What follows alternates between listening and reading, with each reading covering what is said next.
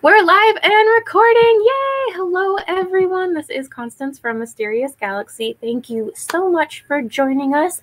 A very happy Monday. To kick things off this week, I'm excited because we are with author Chris McKinney, who is my center on my screen. If you could give a wave. I almost said the gentleman in the glasses, and then I was like, they are both in glasses. That will not help the audience at all. And we are here, though, to celebrate Chris's new book, Midnight Water City, which is a gorgeous, look at that cover, folks. Just, oh, so beautiful. And Chris is going to be in conversation with Gabino Iglesias, and I am so excited. He's got lots of great questions prepared for Chris, and we are celebrating like a little pre-launch book birthday because Midnight Water City is going to hit shelves tomorrow. Now, just to give you a little intro on who we have tonight, Chris was born and raised in Hawaii on the island of Oahu. He's written 6 novels, including The Tattoo and The Queen of Tears, as well as 2 screenplays, I believe, for 2 feature films and 2 short films. Was that number correct? Yeah, indie stuff, yeah. All right, awesome. Hey, indie stuff is the best stuff. Yeah. And he's the winner of the Elliot Cades Award and 7, correct me on my pronunciation, but Ka Palapala Po'okela? Yeah, that was painful. I'm so sorry. I think I physically hurt you with how bad that was. I'm going to let him properly say it because I think they named it that just to torture people who aren't from here. Could you give me the correct pronunciation? I'm sure it's beautiful when I'm not saying it. Shoot, what is it? It's the Ka Palapala Po'okela Awards. Yes, that is a gorgeous how you should say it. So just erase what came out of my mouth from your minds and only listen to Chris. But he has won 7 of those awards and has been appointed visiting distinguished writer at the University of Hawai at I'm going to do this again. Thank you. I am so sorry that I am butchering these pronunciations. And then Gabino is a writer, journalist, and book reviewer living in Austin, Texas. He's the author of Zero Saints and Coyote Songs and a columnist for Lit Reactor and Clash Media. His reviews have appeared in Electric Literature, The Rumpus, 3 a.m. magazine, and many, many more. So that is a little intro. And before I pass it off to Gabino, just house rules for everyone. If you look to the right-hand side, that will be where the general chat section is. We'll be in there saying hello to y'all in just a second. If you look down below, there is the beautiful button that says Ask a Question. That's the best part of events, right, is that you get to actually interact with the author and you get to pry the brain of an author, which is a dark and mysterious and wonderful place. So make sure if you have any questions, you ask down below. And last but not least, if you wish to support Chris, I highly recommend you click that purchase book button right down below and go and buy Midnight Water City. You will not be disappointed. The cover is just as beautiful as the inside of the story. And I'm going to cheat, but Gabino is reading it for the 2nd time and he is loving the 2nd read through. And as I said earlier to him, that's like the sign of a truly good book. So on that note, I'm going to go ahead and pass it off and I will see y'all at the end of the event. Bye. Thank you. Thank you, Constance. I don't want to sound like a freak. I got this book a long time ago, and Soho asked me to read it for blurb. And what you do then, because you don't know if the book is going to change or anything, is you power through it. And then also you have a deadline. And then I received this fantastic finished version of it. And one of my editors at Locus asked me, hey, we got this book, would you mind? A great excuse to reread it as I'm about to talk to Chris about the book. And then you just sit back and you relax and you read it at a different pace. And you notice things that escaped you as you were powering through the book the first time around. So that's why I'm reading it 2 times. If you're listening to this, you should also read it 2 times. Buying books is a fantastic thing. Buying them from indie bookstores is twice as fantastic. So if you purchase Midnight Water City today, I will give you, you get to pick Friday or next Monday free. You don't have to go to work. You can just stay home when you get the book. and you can just dig in and you can tell your boss that I said you get the day off. But we're not here to talk about your days off or me reading the book twice. We're actually here to talk to Chris. I'm super happy to talk to you, not only because I love this, but it's very rare as an island boy to get to talk to other island folks because there's not a lot of us in literature. Putting a book together is sort of like cooking a meal. You get to select what goes into it. So you could say that in here you were either very hungry and wanted to do a lot, or you wanted to try to bring in the flavors that you preferred from other things. There's adventure. It's a whodunit. It's a mystery. It's a thriller. There's some darkness, and your main character could be, he's not out of place in a noir novel. It's definitely sci-fi, and there is some social commentary in there as well. Yeah. So talk us through the process of putting this thing together from beginning to hardcover. It was definitely an effort to stuff as many ingredients as I possibly could into the thing. And I think part of it is because I'd never really done that before.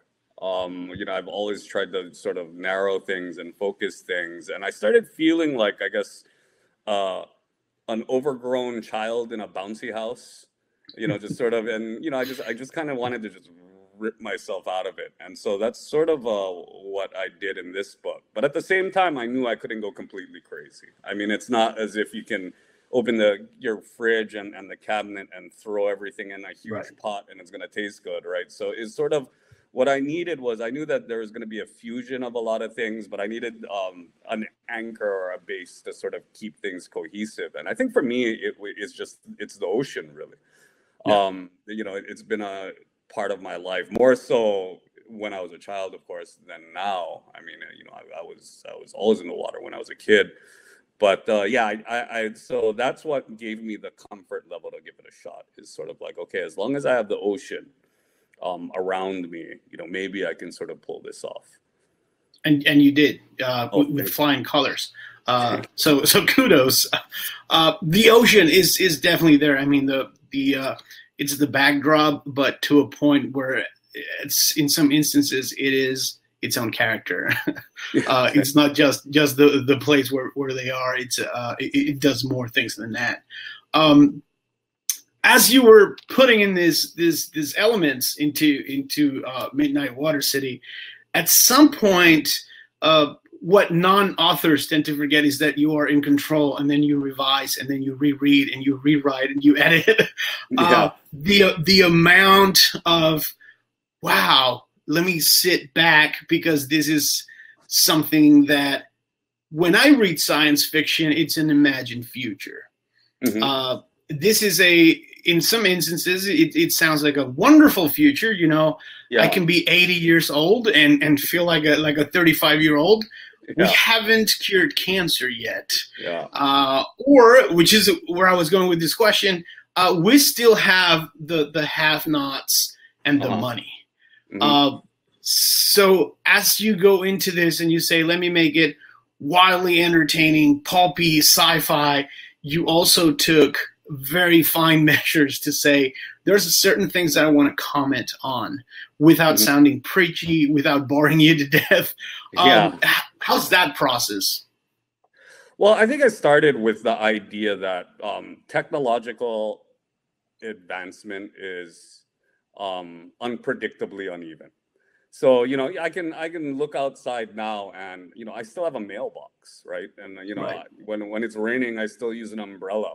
And it's, how long has the umbrella existed, right? And it's still relevant today.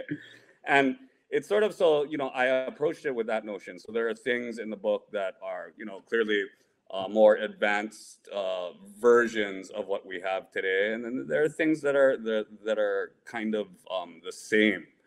And as far as the state of the world or the health of the world, I mean, I think that's kind of the way I imagine it. I mean, I think it's maybe always been that way, is that some things get better and some things get worse. And with this particular book, you know, I think that, you know, because it's set, you know, 80, 100 years from now, human beings have learned the hard way that, you know, maybe take care of the planet better. So there are scars from those types of ecological events Right. in the setting. So that's good. That's a positive thing, right? So in some ways,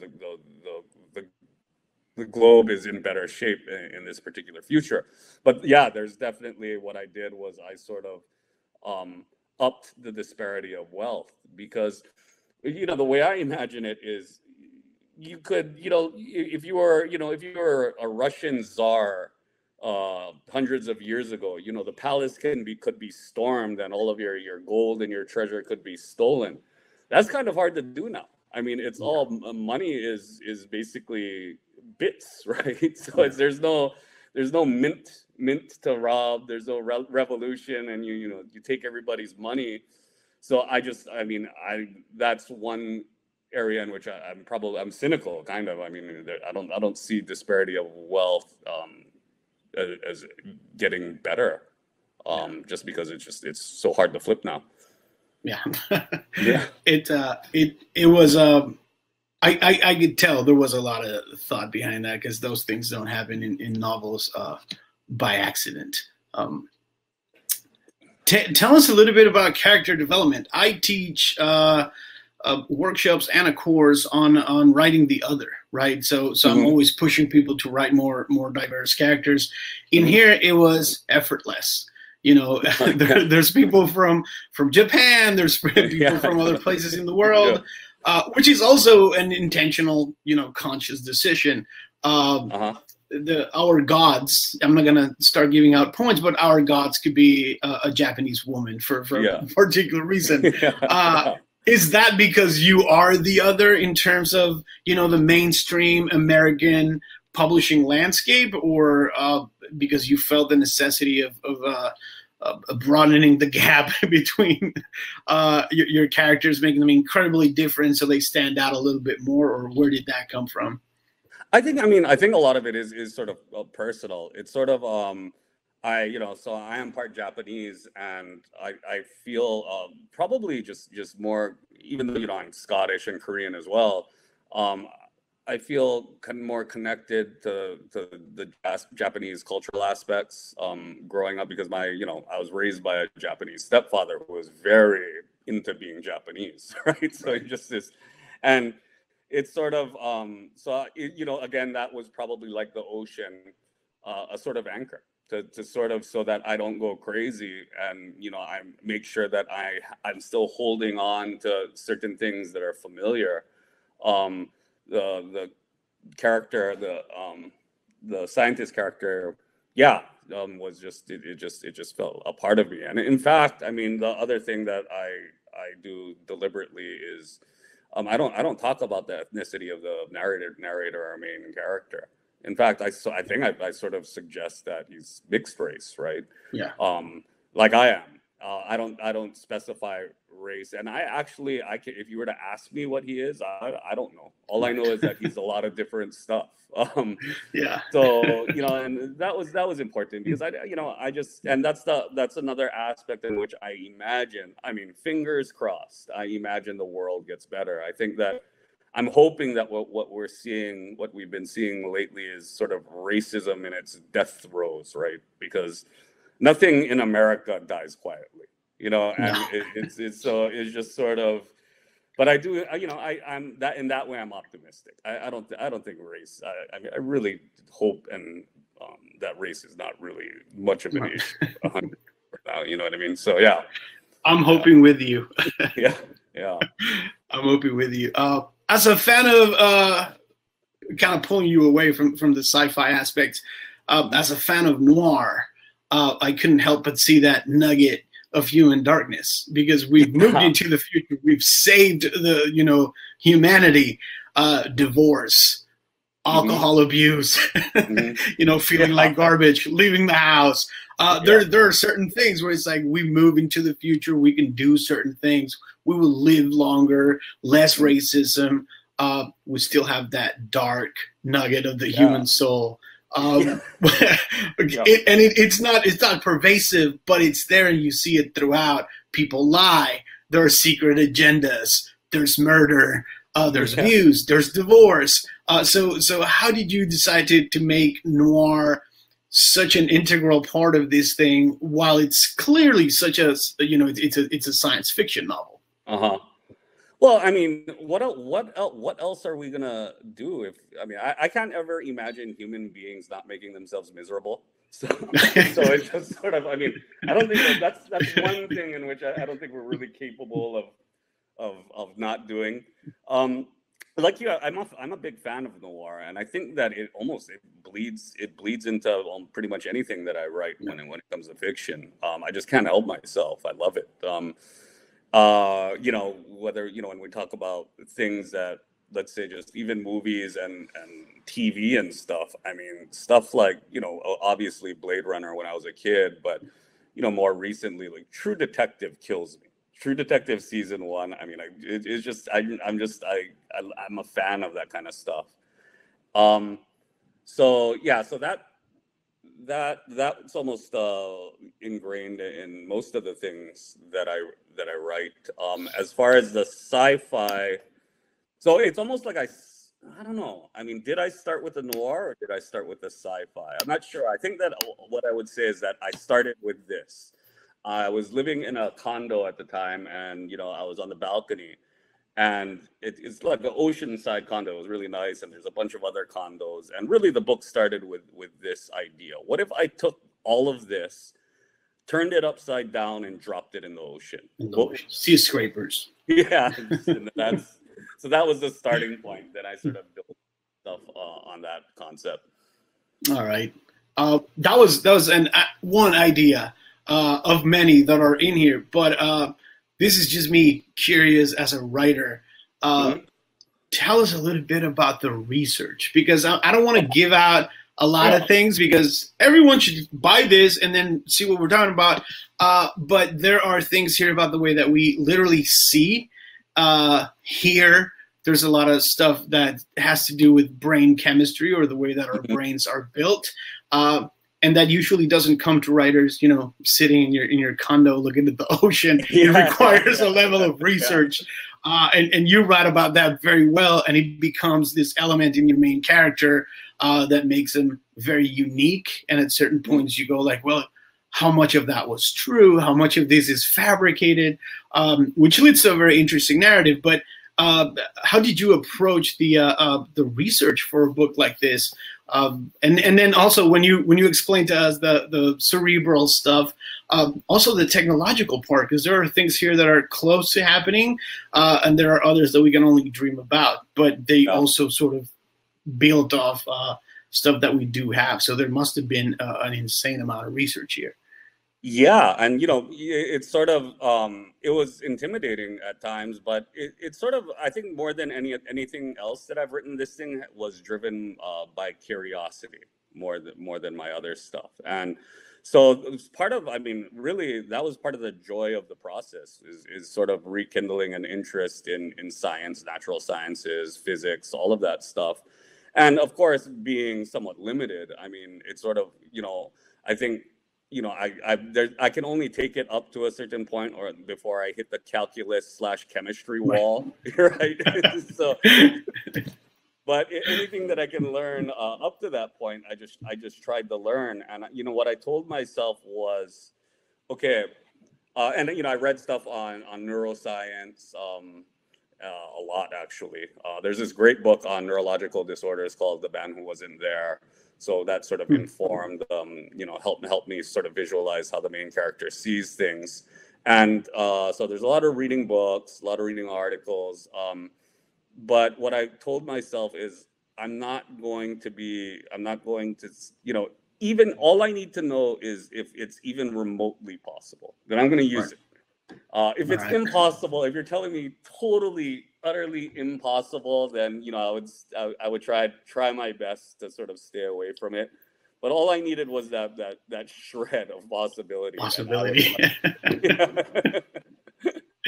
I get that. It's like, it's the maybe, right? That little maybe. Yeah. That's great. Because yeah, reading through it, I just knew that there were parts. And now I see, you know, mirroring of that in your main character, who is sometimes explain things to you, and then he knows that his level will go up to here. It's like, I'm not Stephen Hawking. I'll come back to it later. Or, you know, write a little note or tell me a little metaphor so I can try to get this because it is so hard. And that's part of the problem, because it's sort of like that's the direction in which the world is headed, right? It's sort of like, yeah, it's so weirdly ironic that as a species we know more, hands down more than we've ever known, and we have access to all of it, and yet we don't understand. There's very few of us who understand it, and that makes us vulnerable to people who do. Right? Yeah. So it's just sort of yeah. And it's also kind of scary because you don't want to not understand, but you also don't want to get a PhD in physics. Or in my case, you can't. Like, I couldn't. It would take me 40 years, and I don't think I'm going to be that healthy by 80. So on top of the research and the technological stuff, I saw your love of art coming through from time to time. You know, there's music, there's performance art. We don't move away from that black nugget of noir in our lives, but we also don't push completely away from constantly seeking beauty and different ways of expression. What were you consuming, reading, listening to, watching as you made your way through this entire manuscript?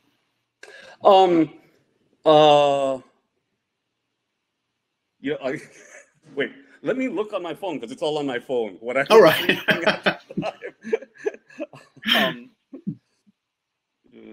While Chris is looking on his phone, remember that we have the ask a question thing, and I do want y'all to ask him questions, and we will try our best to address some of those before we're done, so you live this happy and fully engaged. Yes, Chris. Yeah. I was clearly reading. I mean, what I was reading, a lot of what I was reading doesn't even correspond to, like, you know what I mean? It's just like, sure, you know, I read, you know, it's weird. I read, for example, I finally read Deliverance because I felt like I should read it, and I loved it. I read The Three-Body Problem, which I guess is related. That's sci-fi. You know, I tried to read Gravity's Rainbow. Not for me. I got maybe a third of a way into it. I was reading The Liars Club, The Nickel Boys. And this was actually, I think, it was a relief to read stuff that I really, really loved that wasn't like what I was writing. I was afraid that, you know, what if there's something out there that's, you know, like this, and it's, you know, clearly better, and my thing looks like it's like a ripoff of that. But the best sci-fi that I was reading at the time was like Hyperion. Wow. The Red Rising series was entertaining, super entertaining. That was fun. And probably you know, I guess some people call Cloud Atlas literary, but I mean, it read like sci-fi to me, and I loved it. So like looking at those things, it was almost a relief, because it's, you know, it's such good stuff, and my stuff doesn't, at least hopefully to me, doesn't, you know, look like a cheap imitation of any of it. But yeah, it does not, and it's also great to see how your brain works, where you obviously you don't want to read anything that remotely resembles what you're putting together, but you read some new stuff, old stuff. That was a fantastic mix.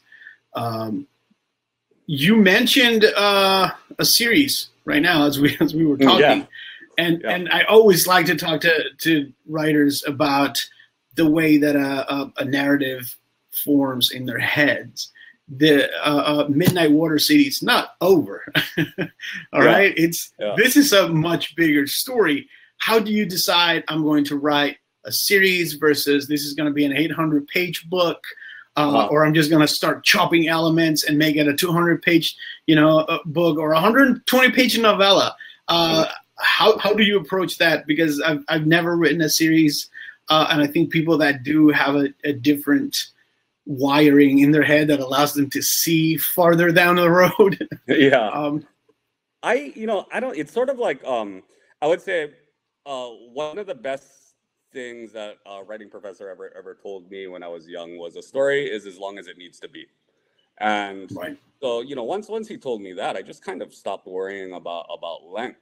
When it comes to this particular book and the process, I was, when I was almost done with a rough draft, I wasn't really thinking trilogy at the time. Right. It's actually if anybody's to blame, it might be the editor Amara Hoshijo, because she was Yeah, love her. that, hey, well, what if this was a trilogy? And then I got Don Wallace over here, and he said, yeah, the people are looking for a series, and then so now it becomes an earworm.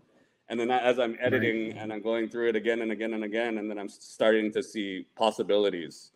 And then I'm starting to formulate ideas. And so sort of I just built from there. And I finished the draft of the second book, and I'm, I want to say rough 2/3 into the last one.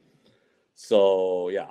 So, but I don't know, I haven't really shown it to many people. So for all I know, I can show it to Soho and they might think I'm crazy, but we'll see. Yeah. No, they put this out, so now we're in for the long haul. They have to, they must. In for a penny, in for a pound. Let's go. I know there some questions started popping in.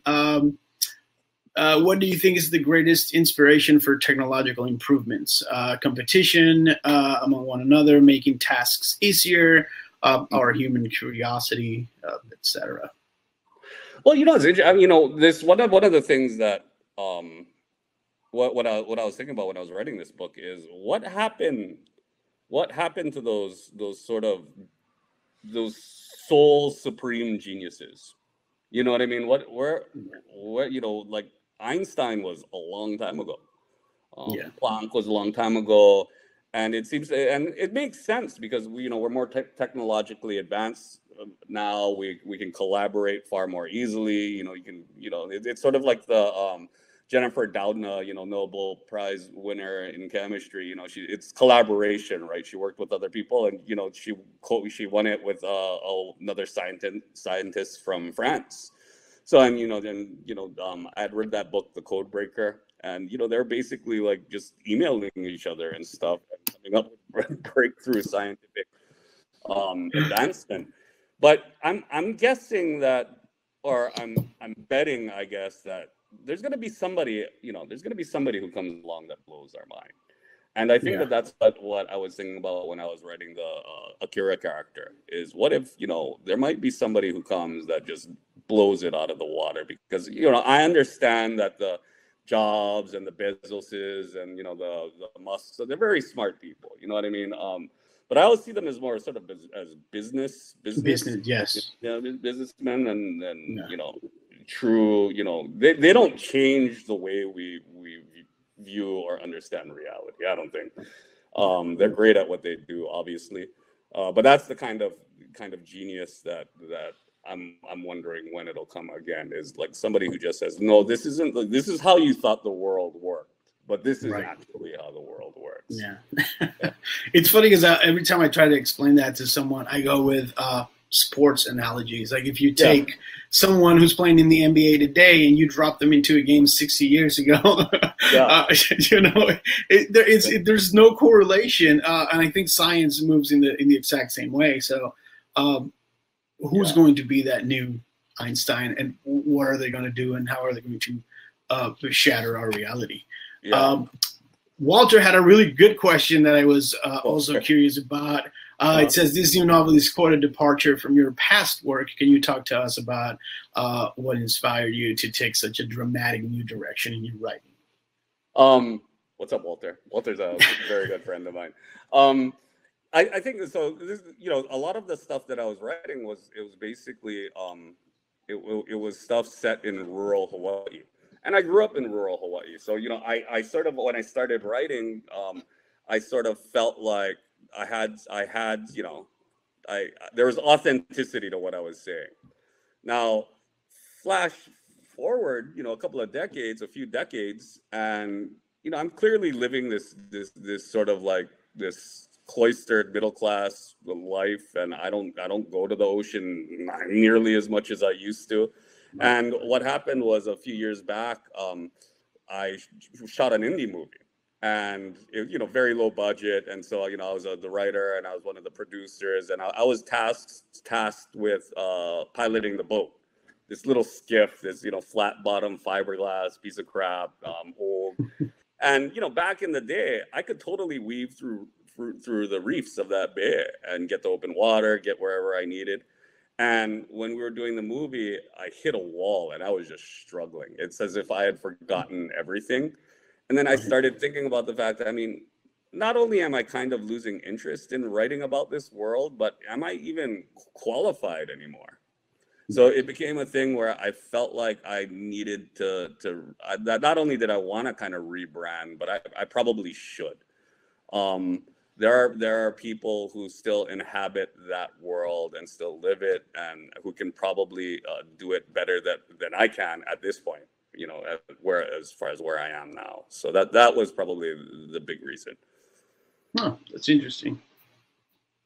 Also because we don't talk enough about authenticity in fiction. I don't think we often get these, you know, big crime novels from guys on like a James Patterson level. It's like, all right, but when was the last time you left the house?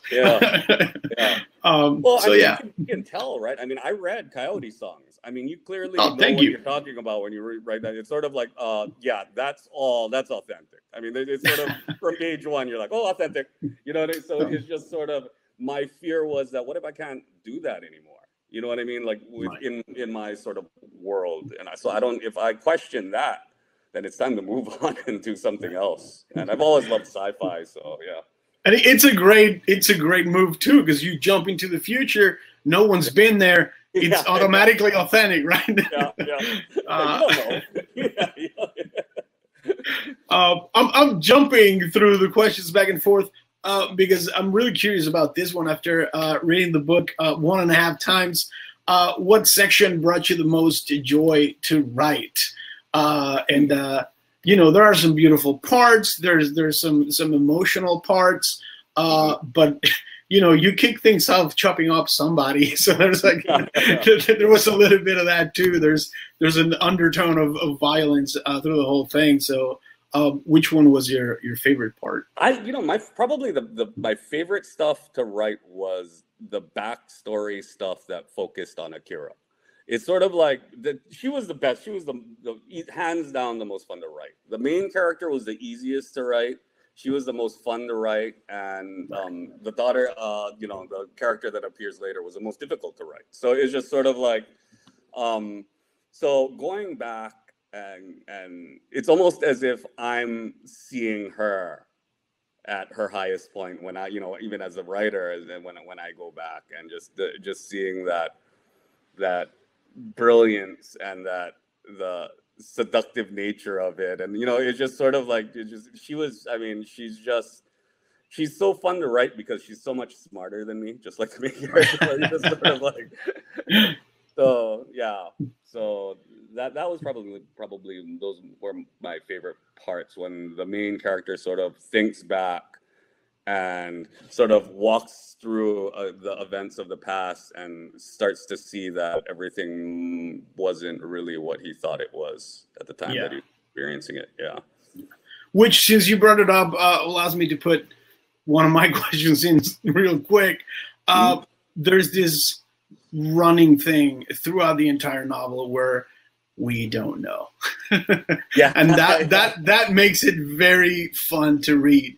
You think you know, but you have no idea. Give it one more chapter, and that thought that you had constructed will come crumbling down. And then you do little things, little elements. You just mentioned the daughter. You're like, here's maybe a dead baby. Like, what's up? Like, what are you going to think now? Here's a little thing that looks like a baby skeleton. What's up now? How much of that happened just naturally during you writing this thing? and how much of it was you trying to play with us and keep us fully engaged, and it happened during editing, because it's, you know, that level of brilliance of just like constantly ripping off the Band-Aid to reveal a new truth, but it's not the final one. It happens time and again. Tell us a little bit about that process. I mean, that's also it's a challenge. It's like what is it? So, you know, like the thing that the human brain, I think that stimulates it the most is mild frustration. Is more than, you know, sexual stimulation, any of that. It's actually mild frustration that stimulates us the most. And I think that when I was building the plot, I mean, it's like building a maze. And it's sort of like, you know, you can think of, you know, the idea that the shortest distance between 2 points is a straight line. But with narrative, I mean, essentially what you're building is a maze. And it's weird because it's almost as if you're in the maze itself while you're building it. And sometimes you have to walk things back. That's not going to work. You got to, you know, and then you go back and change things. And so it's almost like I move forward until I know I made a mistake. And then it's sort of, and then go back. Okay, I got to go back and change this. And then, you know, so it's always just back and forth. But also trying to stay disciplined about moving forward, because the last thing I want to do is get stuck. I don't want, you know, so it's just, I'm conscious of the fact, okay, but story has to advance. Keep advancing it. You can fix stuff later. Don't worry about it. So that was sort of the process. There's a question here from Mysterious Galaxy Bookstore. And the second part was also on my list. Do you see us living like this? Because there's a lot of hope in this book. We can talk about that later. But things are looking ugly out there. So when I saw the sea scrapers, I was like, there's a solution. Do you see us maybe at some point taking your buildings and flipping them upside down, putting them in the ocean? Well, to me, I mean, it's very strange when I think about it's been often said that we know more about Mars than we do our own ocean. Yeah. And it's sort of, so it's, to me, it's, I don't know. I guess, I mean, I get how seductive the idea of space travel can be, or colonizing other planets, but I'm going to go out on a limb and say colonizing the oceans is far more practical. I mean, even just logistically. Not to mention that the surface of Mars, it'd be worse existing there than if we set off all of our nuclear weapons at the same time and tried to live on Earth after that. So it's sort of like, you know, because we're seeing it, you know, it's the red planet. It looks, even the moon, you know, it's sort of like, it's funny when people, you know, with the whole idea of going to the moon and stuff, I mean, a lot of people find that very romantic. Whereas when I look at the moon, I think, wow, this place looks awful. You know, it's just sort of like, I don't no water, no trees. It's so bleak. So yeah, I mean, if we do find ourselves in the situation of, you know, needing to get off of, you know, continents burning in wildfire, then I would assume that the ocean would be more practical than Mars. I'm with you, and there's a food source nearby, so let's do that.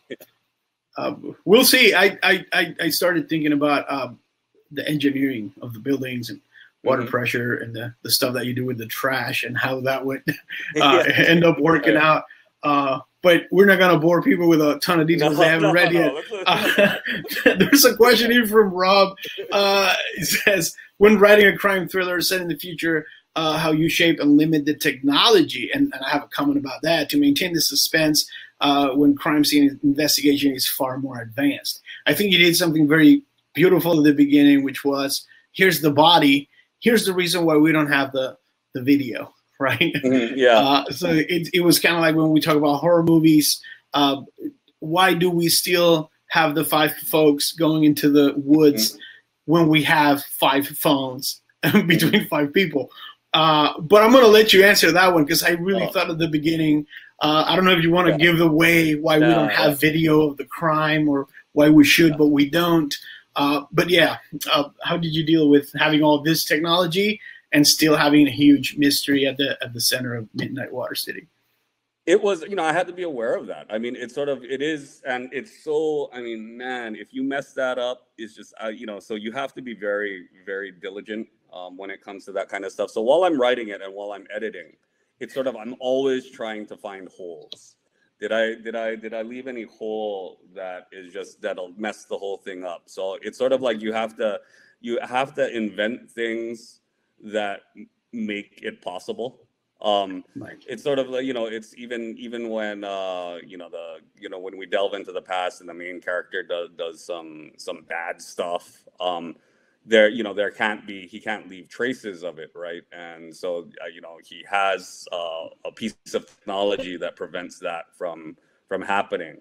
And also I like the idea of this device, this live feed, right? That's just constantly like streaming through you, and you being very private about it, right? So it's sort of like after you die, I mean, you have to really specify what happens with all of this live stream that you've accumulated over a long lifetime. And so I tried to make that sort of a legal issue too. And especially, when we talk about the disparity of wealth, I mean, the richest people are the ones who preserve privacy, because they're the ones who don't want to see what they've been up to, the world to see what they've been up to all of their lives the most, right? So it's that irony where it's sort of like people of vast wealth are indirectly protecting our privacy too, because they care so much about theirs. Right. So it's just, yeah. Also, I don't know if I mentioned this at the beginning, but calling them literally the money, capital T, capital M was it was a pretty way of getting that out of the way.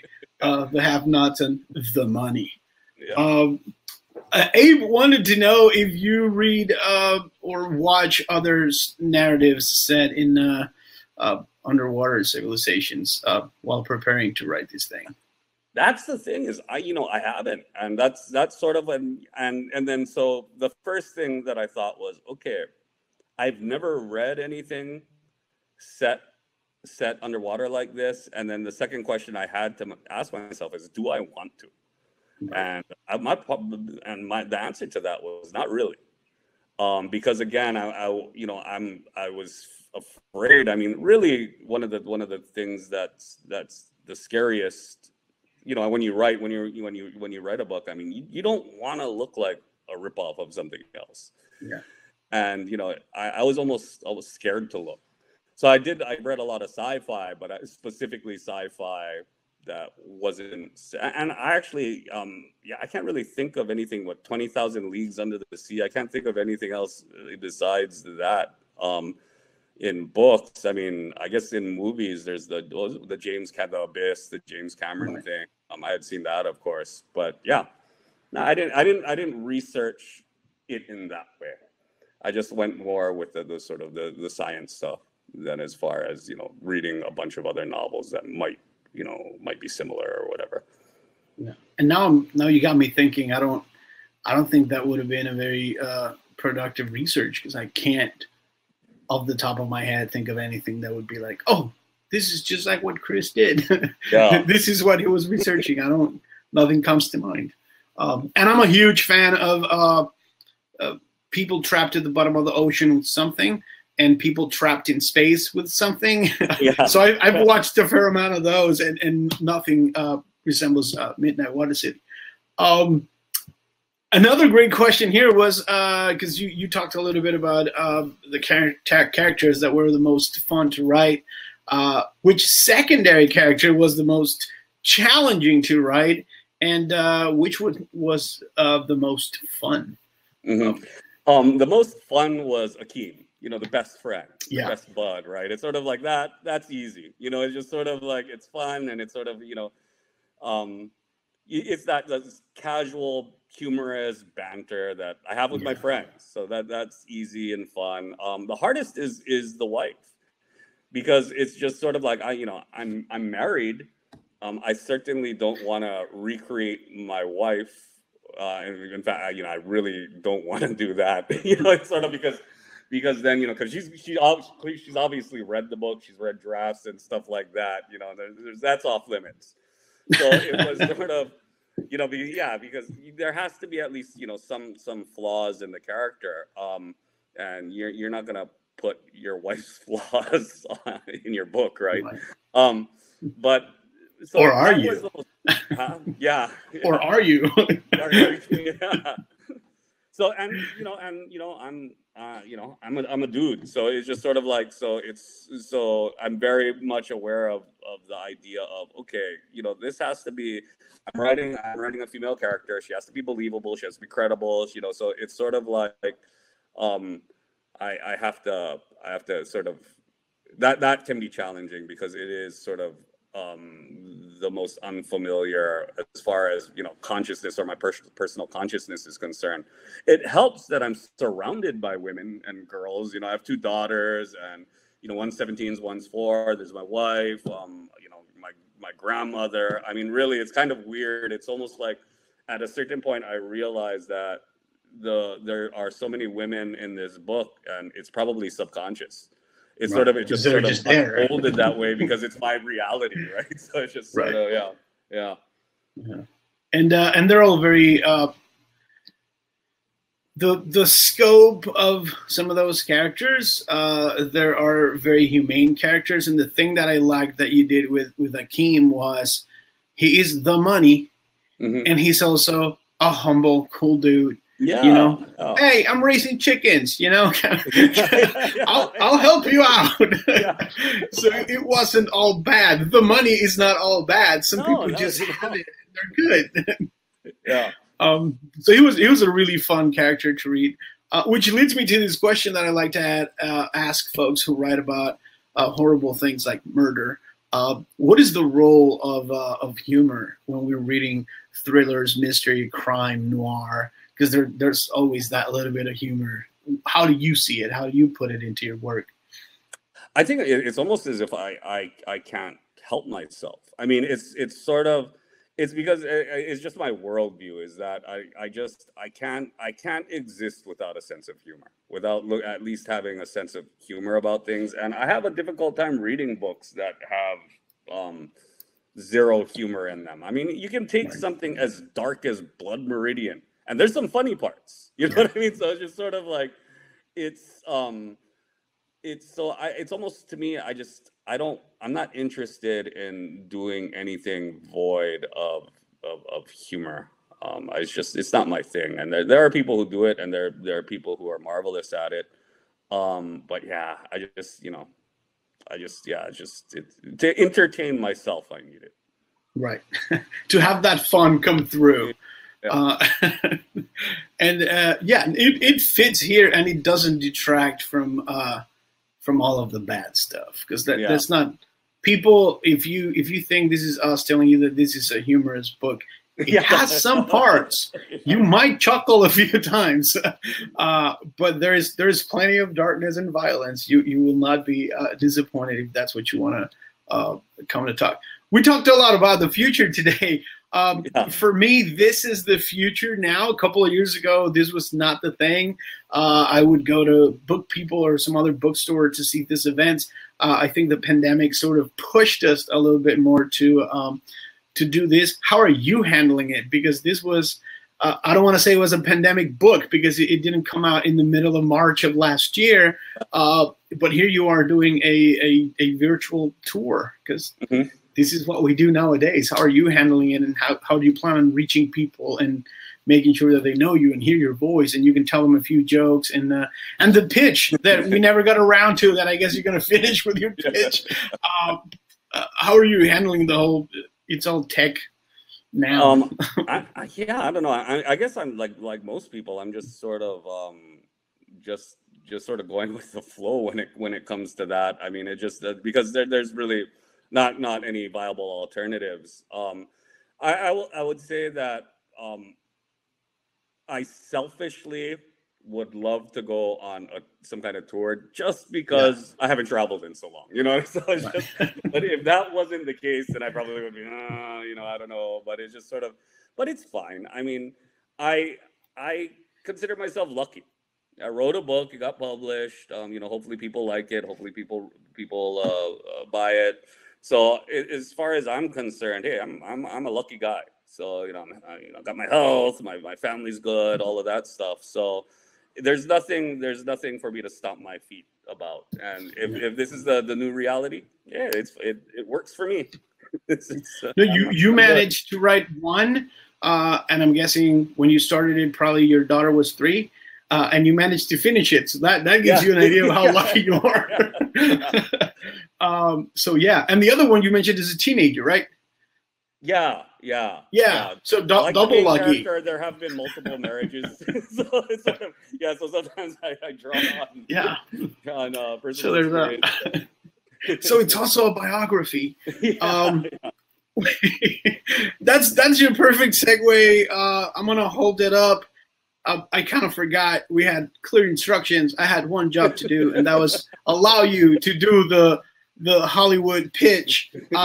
So let's end with that. Convince people that they need this today, and they need to buy it now, because buying from indie bookstores is a thing that gods do. So go forth. Give us the pitch. So to quote Gabino Iglesias, Midnight Water City is futuristic crime reinvented. But that guy's a liar. You tell him some better. No, I mean, yeah, it's just, I guess, if you like sci-fi, if you like the ocean, I mean, the book is full of all of that stuff. It's set in 2142. People have now populated the ocean. Kira Kimura, a famous person in the world, credited with saving it, found murdered in the beginning of the novel. And her old friend, who's run security for her, is on the case. There's definitely a mystery aspect to it, sci-fi, memoir. So if you're a fan of all of that stuff, you buy and enjoy the book. Yeah. And on that note, I'm going to say a very, very, very big thank you to Chris as well as Gabino. Thank you all so much for joining us on Monday for celebrating your new book, Chris. And I mean, he ended on the elevator pitch, which makes my job easy. All I have to say is if you like really good, awesome sci-fi, go buy Midnight Water City. It really is like the perfect mix of like noir and sci-fi, and I love seeing like the genres. I feel like in our store, you'll always see them separated, but it's so cool seeing them mixed together, and it's just a great book. Thank you so much to everyone for your questions and for joining us, and the purchase book button will be appropriately right below our author Chris. And good night, everyone. We will see, or good evening, good afternoon, wherever your time frame is putting you in, but we will see you all next time, and have a great one, guys. Bye. Thank you for coming. Have a good one, y'all. Thank you.